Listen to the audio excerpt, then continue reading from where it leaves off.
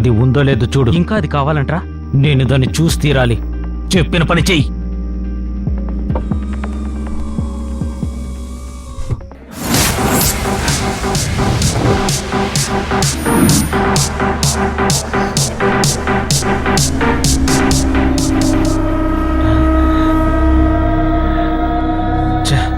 దొరికిపోయాం.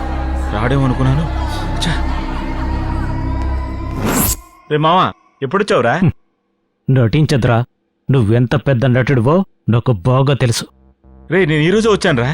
నువ్విక్కడే ఉన్నావని తెలుసు, దానితోనే తిరుగుతున్నావని తెలుసు. అలాంటిదేం లేదు.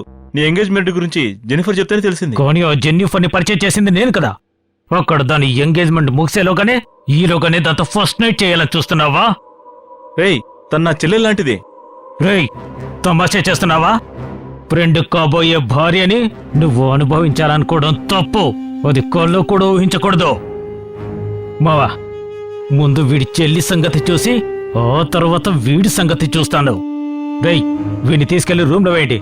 నాలుగు తగిలించండి. నా మాట విను.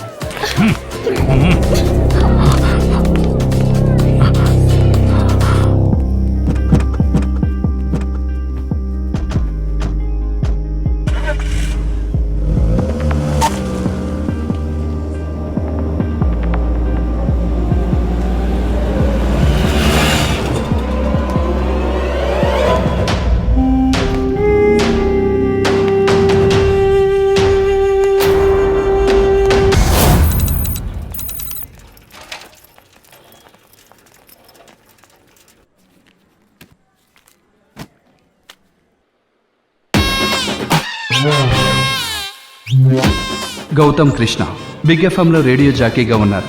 అక్క పిల్లలతోటే కాదు, తను పెంచుకున్న కుక్క బ్లాకీతో కూడా జాలీగా ఆడుకుంటూ ఉంటాడు. ఏంటి పిల్లలు ఉదయాన్నే లేచి బుద్ధిగా చదువుకుంటున్నారు? రేపు ఎగ్జామా? సరే అనుష్, అంకుల్ నిన్నటిదాకా ఎలా రాసావురా ఎగ్జామ్స్? బాగా రాశాను అంకుల్. చదివి చింపేశాడంట బ్లాక్ చెప్తుంది. సరే శ్రీ, నువ్వెన్ని మార్కులు తీసుకుంటావు? ఇది ఈ పిల్లల లక్షణం. అంకుల్, శ్రీకి 0 మార్కే వస్తుందట. ఇది నేను చెప్పలేదు, బ్లాక్ కి చెప్తుంది.